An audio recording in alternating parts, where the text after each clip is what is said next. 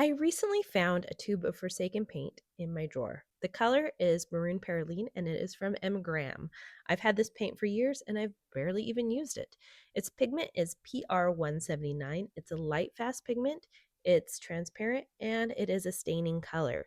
It is an odd color to say the least. It doesn't fit cleanly in the red category in my mind, but it also doesn't fit cleanly in the earth tones.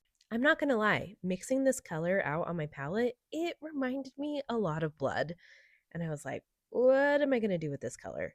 I decided to lean into the blood thing and see if I could make some skin tones with it.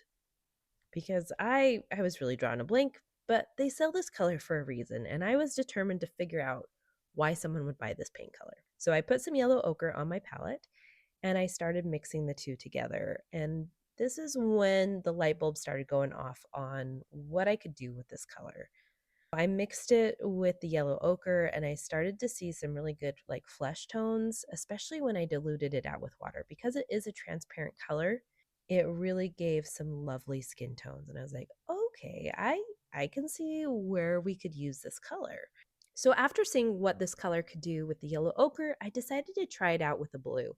And I chose the least neutral blue possible. I chose a very, very cool blue called Anthraquin Blue, and I decided to see what they would do. There was no rhyme or reason why I chose this blue. I just like it and wanted to see what happened.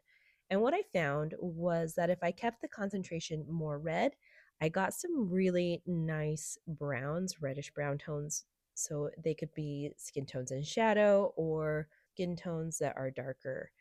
I also found that when I mixed them together with a little bit more blue, I got some really nice dusty purple colors. And in a high concentration with the two colors mixed together, I also got some really dark darks.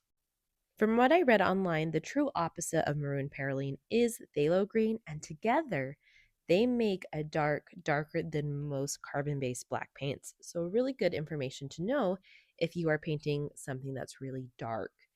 I decided to test it out with the Hooker's green because that is a green color I use a lot and I wanted to see what would happen. And I really liked the mixes I got with this. The greens I got were like super rich and gorgeous colored, like some of my favorite green colors I have mixed. I really liked the interesting browns I got, and even the red mixes of those two colors together were really quite lovely. And so I'm starting to get this color, and I think I'm gonna go paint some skin, like not my skin, but like a painting with skin on it. That sounds weird, but you know what I mean.